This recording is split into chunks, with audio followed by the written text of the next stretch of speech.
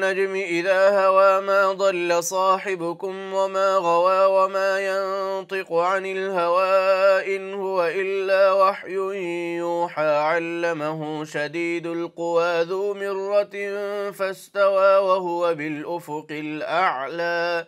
ثُمَّ دَنَا فَتَدَلَّىٰ فَكَانَ قَابَ قَوْسَيْنِ أَوْ أَدْنَىٰ فَأَوْحَىٰ إِلَىٰ عَبْدِهِ مَا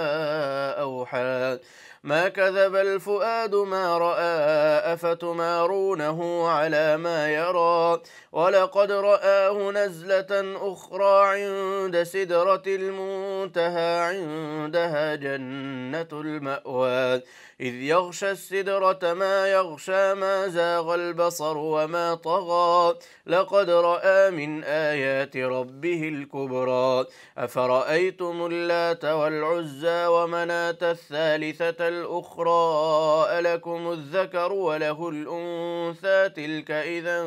قسمة ضيزى إن هي إلا أسماء سميتموها أنتم وآباؤكم ما أنزل الله بها من سلطان إن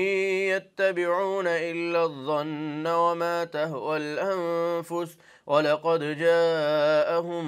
من ربهم الهدى أم للإنسان ما تمنى فلله الآخرة والأولى وكم من ملك في السماوات لا تغني شفاعتهم شيئا إلا من بعد أن يأذن الله لمن يشاء ويرضى إن الذين لا يؤمنون بالآخرة ليسمون الملائكة تسمية الأنثى وما لهم به من علم إن يتبعون إلا الظن وإن الظن لا يغني من الحق شيئا فأعرض عمن تولى عن ذكرنا ولم يرد إلا الحياة الدنيا ذلك مبلغهم من العلم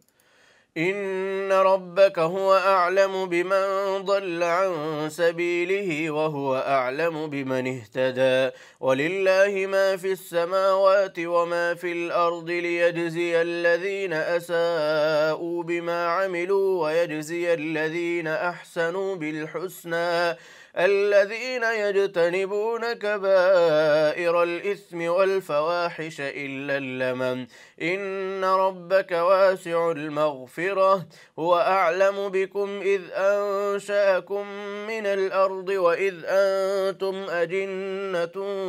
في بطون أمهاتكم فلا تزكوا أنفسكم هو أعلم بمن اتقى رأيت الذي تولى وأعطى قليلا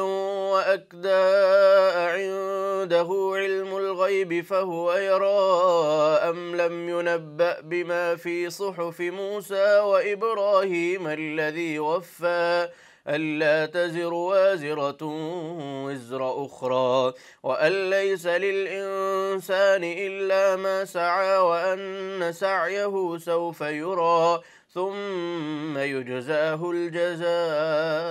الأوفى وأن إلى ربك المنتهى وأنه هو أضحك وأبكى وأنه هو أمات وأحيا وأنه خلق الزوجين الذكر والأنثى من نطفة إذا تمنى وأن عليه النشأة الأخرى وأنه هو أغنى وأقنى وأنه هو رب الشعرى وأنه أهلك عادا الأولى وثمود فما أبقى وقوم نوح من قبل إنهم كانوا هم أظلم وأطغى والمؤتفكة أهوى فغشاها ما غشا فبأي آلاء ربك تتمارى هذا نذير من النذر الأولى أزفت الآزفة ليس لها من دون الله كاشفة أفمن هذا الحديث تعجبون وتضحكون ولا تبكون وأنتم سامدون فاسجدوا لله واعبدوا.